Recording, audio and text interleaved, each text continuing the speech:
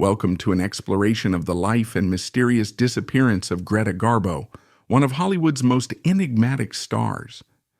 Known for her captivating performances and reclusive nature, Garbo rose to international fame, only to retreat from the spotlight at the height of her career.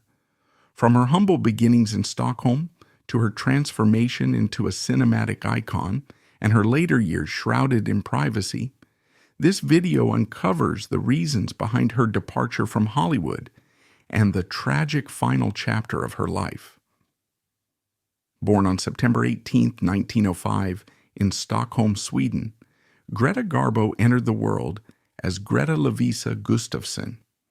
Her family's circumstances were modest at best, and her arrival brought both joy and undeniable strain to a household already raising 2 children on limited financial resources. Her father, Carl, worked whatever jobs he could get, from digging ditches to hauling heavy loads, constantly subjected to the whims of seasonal employment.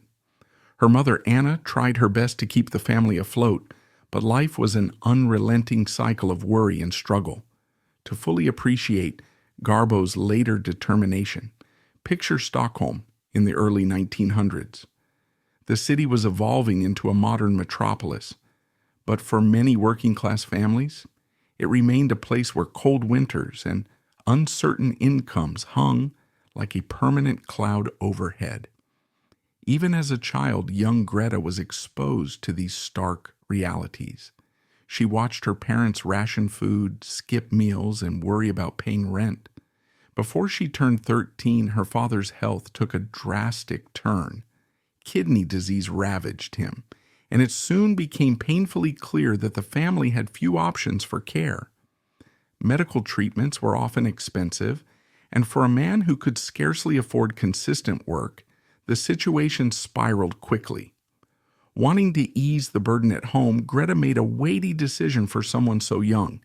She left school to look after him, tending to his needs, offering comfort when she could, but ultimately, she could not alter the course of his illness. After 2 long years of decline, her father passed away, a tragic event that carved an unshakable sorrow in Greta's heart.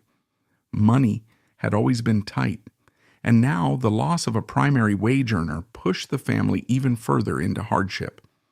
Facing such difficulty at a tender age, Greta resolved she would not be trapped by the same unending cycle of financial worry.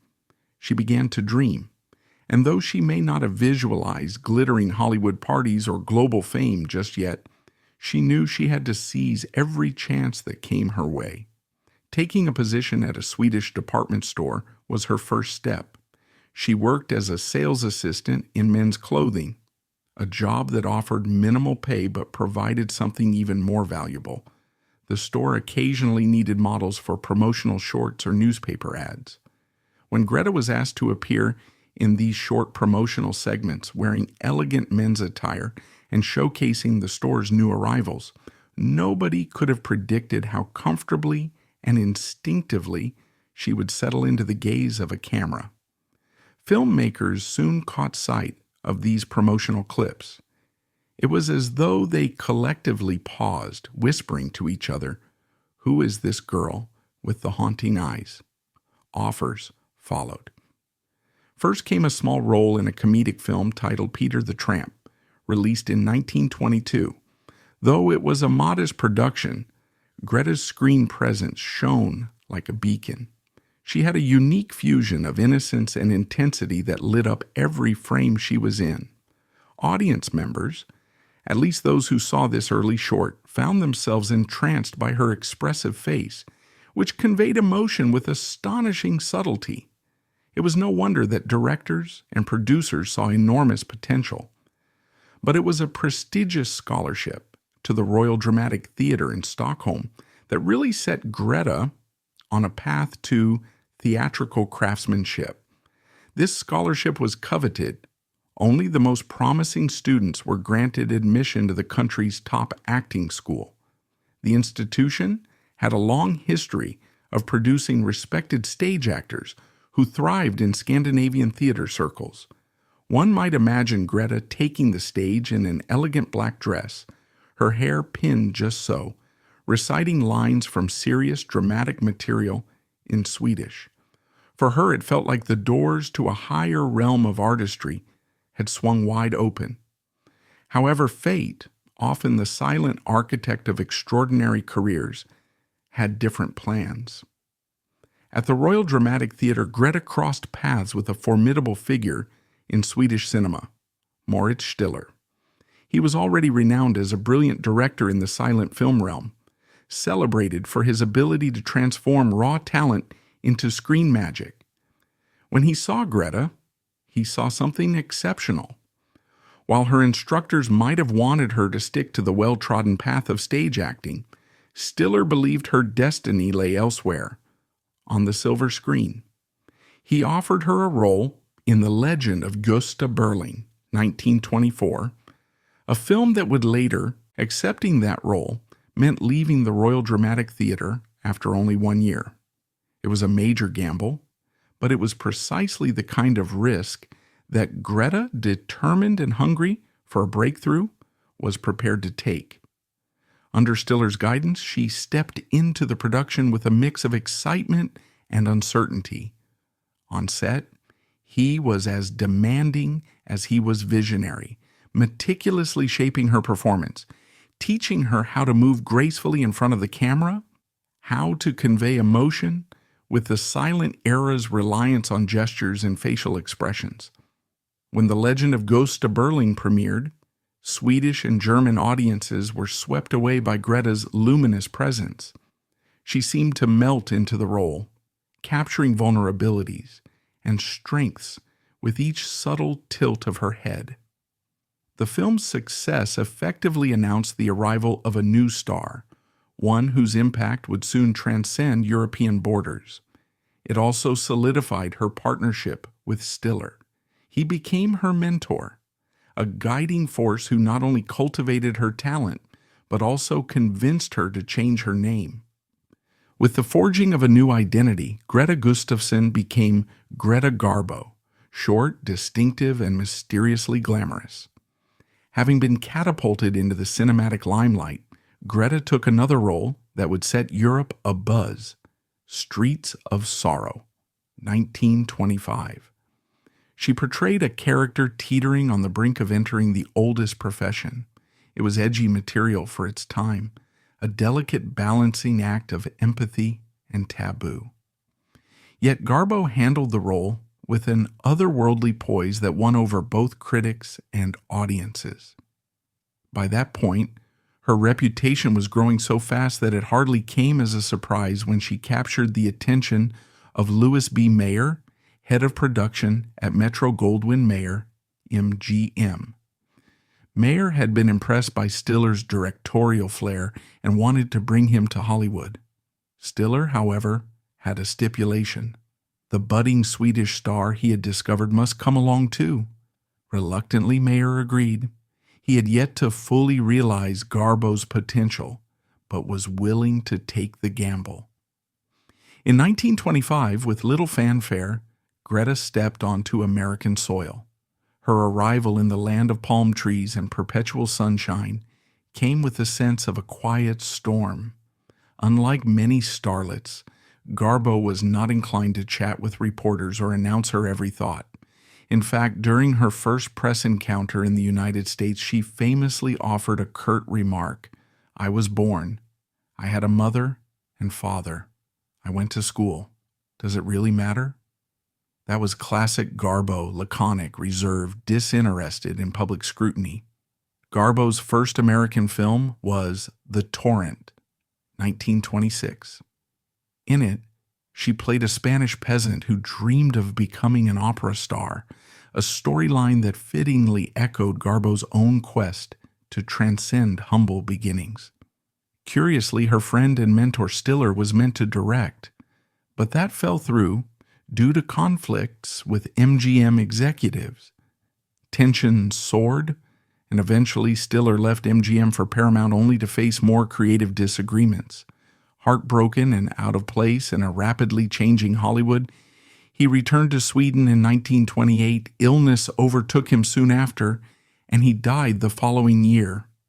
During 1926, she starred in The Temptress and Flesh and the Devil, films that collectively cemented her stardom.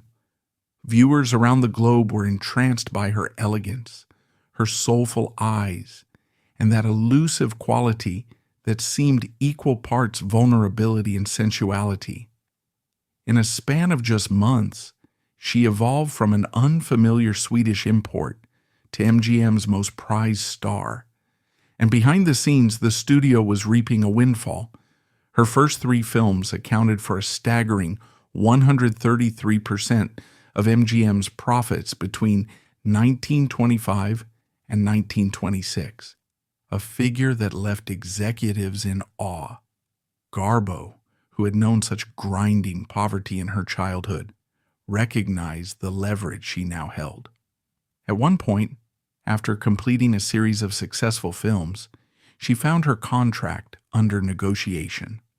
Rather than settle for the standard pay, she threatened to leave Hollywood for Sweden if her demands weren't met. It was a bold move, unheard of for an actress in her early 20s, but it worked. She signed a new contract worth $270,000 per movie, an astronomical sum at the time, and secured greater creative control. She wanted to choose her scripts, her directors, and her co-stars. Meanwhile, Hollywood was undergoing its own metamorphosis. By the late 1920s, silent films were poised to give way to the talkies. For someone like Garbo, whose mystique was partly tied to the silent era, where her face spoke volumes, there was genuine worry among the MGM brass. They fretted about her accent and her low, velvety voice. They wondered if those attributes might break the spell she had cast or cause audiences to see her in a less romantic light. Yet the tides of innovation were relentless, and MGM eventually decided they had to take the plunge. So in 1930, Garbo made her talking debut in Anna Christie. The first time she spoke on screen was an event that generated massive publicity, with posters reading "Garbo Talks" scattered far and wide. That same year, she also appeared in Romance, delivering a performance that earned her an Academy Award nomination. In fact, she was nominated for both Anna Christie and Romance in the same year. With back-to-back hits, Garbo's star rose ever higher. The following year, in 1931, she shared the screen with Clark Gable and Susan Lennox, Her Fall and Rise. In 1932, she was paired with Melvyn Douglas in As You Desire Me. And in that same year, she dazzled in an ensemble cast for Grand Hotel, which won the Academy Award for Best Picture. That film had an all-star lineup: John and Lionel Barrymore, Joan Crawford, and Wallace Beery all graced the screen with her. But it was Garbo's presence, her famous aloofness, that intrigued audiences the most. As the early 1930s wore on, Garbo expanded her range, taking on roles that pushed her beyond the seductress or tragic heroine archetype. Perhaps the finest example was her portrayal of a fictionalized Swedish monarch in Queen Christina, 1933.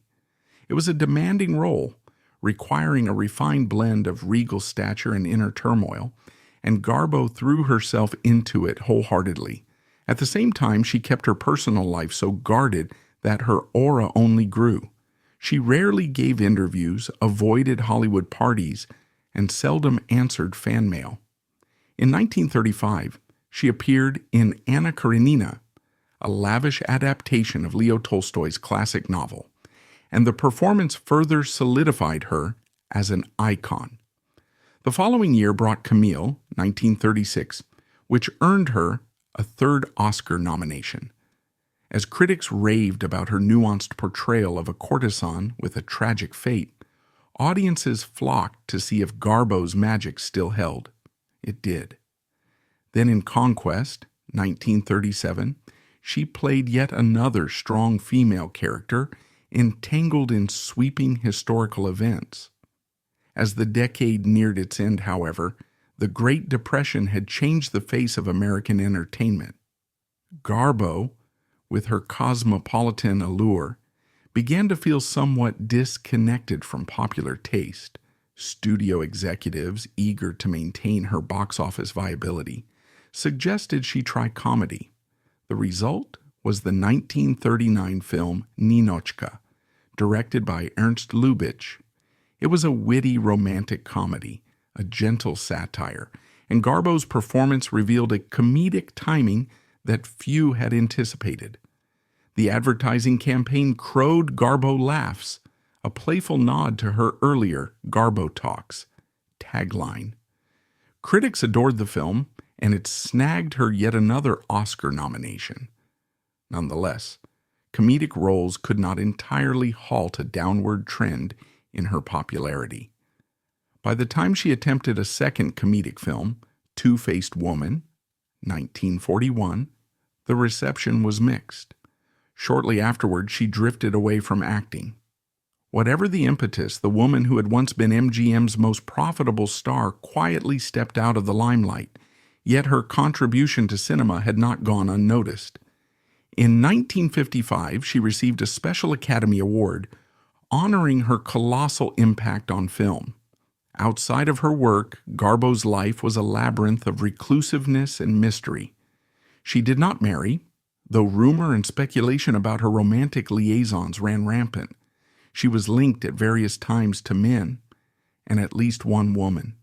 The tabloids pounced on every hint of a possible relationship, but Garbo guarded her private life ferociously. While many Hollywood stars of the era aligned themselves with war bond rallies or made moral-boosting appearances for troops during the World War II, Garbo remained largely silent. Some saw this as aloofness or even a lack of patriotism, but those closer to her argued it was simply her nature. She had never courted attention. She just wanted to be left alone. By the 1940s, she had also made shrewd investments in real estate and art, guided by a close confidant. Decades later, when she passed, her fortune was rumored to be more than $50 million, a testament to her enduring business acumen and reluctance to live in a lavish manner. Eventually, she left the sun-soaked hills of California for a life in New York City. Manhattan offered a kind of anonymity she valued. She could take long walks, slip into restaurants incognito, and browse shops without being mobbed by admirers. From time to time, people would claim to spot her strolling along Fifth Avenue, glancing in store windows dressed elegantly but inconspicuously. These sightings turned into minor urban legends. I saw Greta Garbo at a cafe, or she was behind me at the post office. The sightings had the air of UFO reports, elusive and thrilling for those who wanted to believe. She kept a small circle of friends, among them celebrated photographer Cecil Beaton and the Swedish-American performer Edgar Bergen. As the years progressed, she traveled occasionally, often under assumed names to avoid detection. Yet most days, she stayed in her apartment, enjoying a life of solitude, reading, writing letters, and reflecting on her youth in Stockholm and her life in Hollywood. By the late 1980s, her health took a severe downturn. Once again, kidney troubles cast a shadow, echoing the illness that had plagued her father decades earlier. She had to give up her cherished walks and found herself increasingly confined to her home.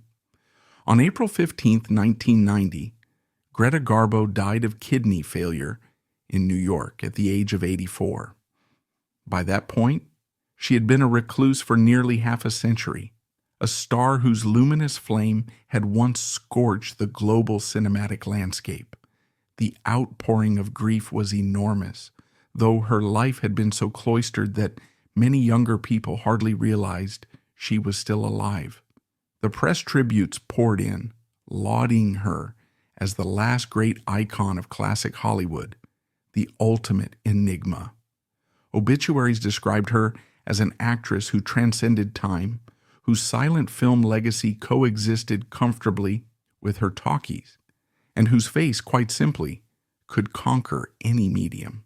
She was laid to rest, leaving behind a haunting question.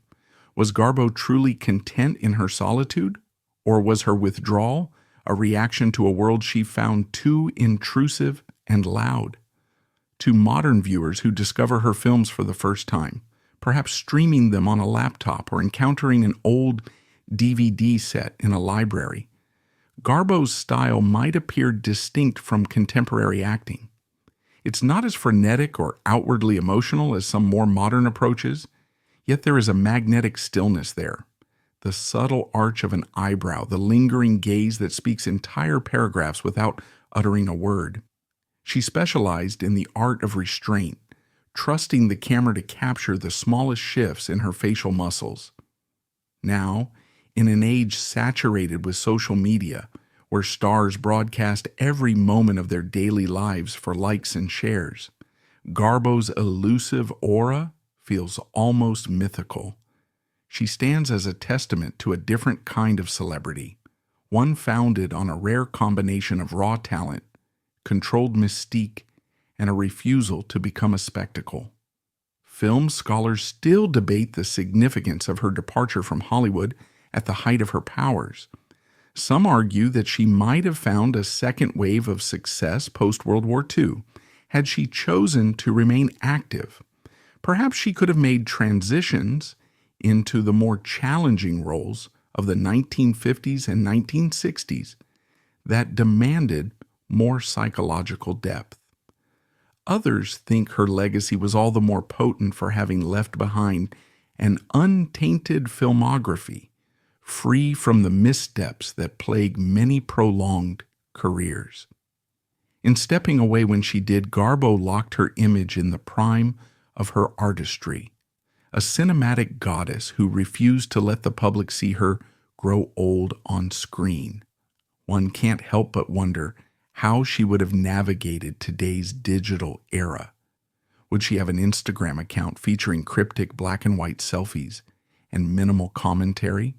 Would she occasionally post a nostalgic behind-the-scenes shot from Grand Hotel or Anna Karenina?